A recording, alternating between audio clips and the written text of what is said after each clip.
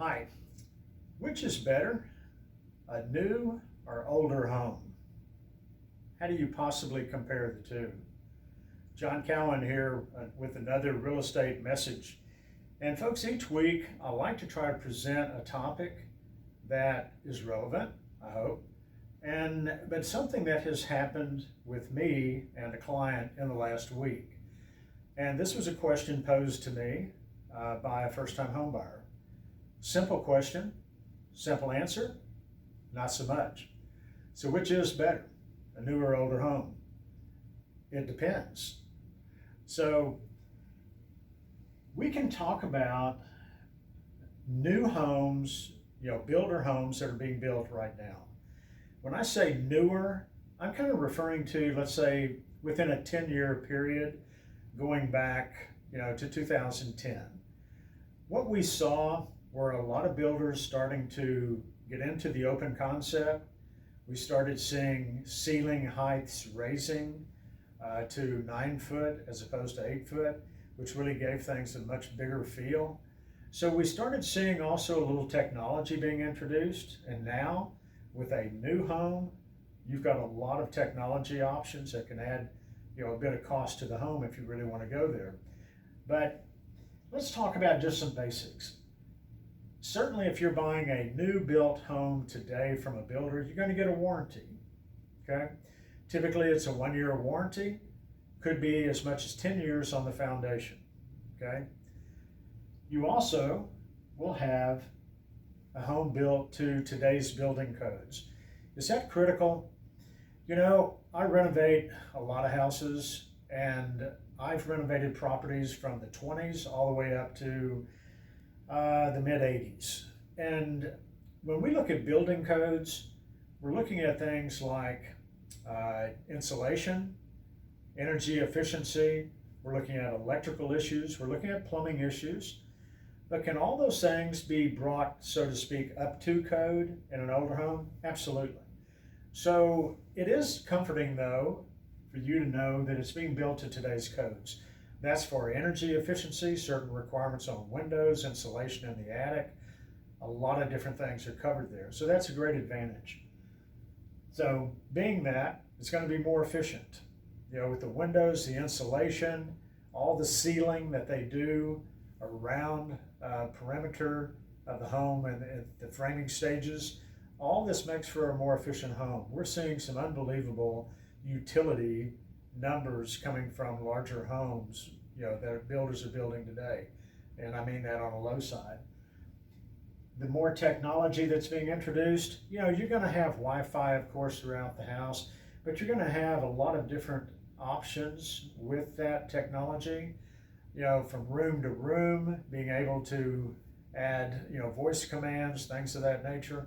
A lot of different opportunities that can be there depending on, of course, the price range of house and a more open concept. Is that what everybody wants? I'm getting some folks now, especially with COVID, saying, what, we don't necessarily care to have that big old open room. If we've got some other partitioned areas, that may be okay too. So it really is going to depend on what you're looking for. Am I going to talk about any disadvantages with a newer built home? Here's one. You're going to have to drive until you can afford it, okay? What I mean by that is you're going to have to drive out from the Metroplex, maybe 10 to 15 miles out, to get into some of the peripheral areas that it's where all the construction is, it's where the land is, it's where the builders are able to build. So if that's not a problem for you to have to go out further, then it's not a disadvantage. That's why I say it depends. So let's talk about an older. John doesn't like that word older, okay? John prefers more mature, okay? Built home.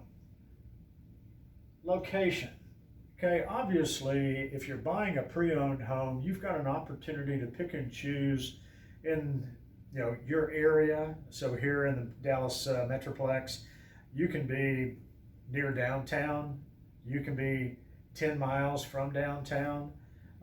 You can get into homes that are built in the 80s and 90s, early 2000s, without going too far out. A lot of your developments, for example, Richardson has been built out for years. Plano took several years to build out. And so you can see a wide range of houses in some of the areas that aren't that far out now. So Melissa and Anna going north, a real popular area, north of McKinney. A lot of people are calling those areas the new Allen, okay? So you see where we're progressing out further. So being closer in could really be an advantage for you.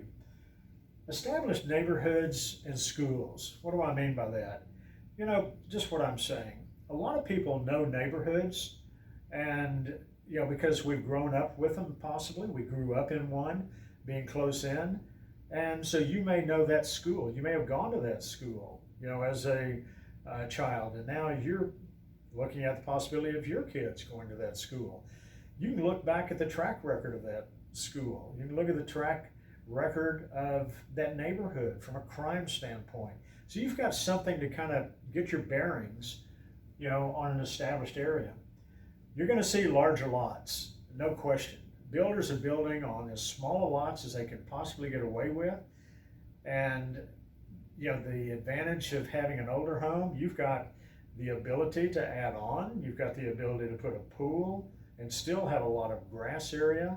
So most of the houses that I've renovated had very large backyards and had nice sized front yards as well. Not necessarily what you see with some of the new built homes. Trees, trees, trees. I'm being a little bit facetious, but really, drive a new subdivision. See what kind of trees you see. They're going to be the builder built trees, you know, that might look like something in 10 to 15, 20 years. So seriously, being able to go into a neighborhood, you've got the beautiful trees, you've got the established landscaping, you know, all those things that you don't have to put quite as much work into and wait for it to get to the point of really loving what you see. So are there disadvantages? You know, here was how I responded to my client when he said, John, what are some of the differences that, you know, how do I compare a new home or an older built home? And I said, I personally like older built homes. I like the lumber that's been used in them. I like the way they did the construction. Were they built better? You know, some people feel like they are. You might be able to get into a pier and beam foundation. That's something that gives you the ability to get under the house very easily and make a lot of changes from plumbing to electrical, which gives you the ability to do additions and make, you know, renovations, you know, without a big cost. And so, you know, I think all of these, you know, are opportunities, you know, that should be looked at for you individually. But it is about you individually. What are you looking for? And that's what really matters. So, folks, pick up the phone and call me. Ask me some of these questions after you've had time to think about what you really want. And it's a great point to make a decision. And sometimes we need to drive and look at the new built homes and then look at some of the options that are closer in. Let me just hit on the price points for just a moment. The further out you go, the more home you can get. There's not a question with that. I'll share this with you. There's an area north of McKinney that's getting ready to open up a 3,000 plus square foot development. 3,000 home development. Lennar Homes is the builder, nationwide, you know, big builder. They're going to start entry-level homes in the low 200,000, and the average size home is going to be more along the mid 3s to 400,000. So can you drive further?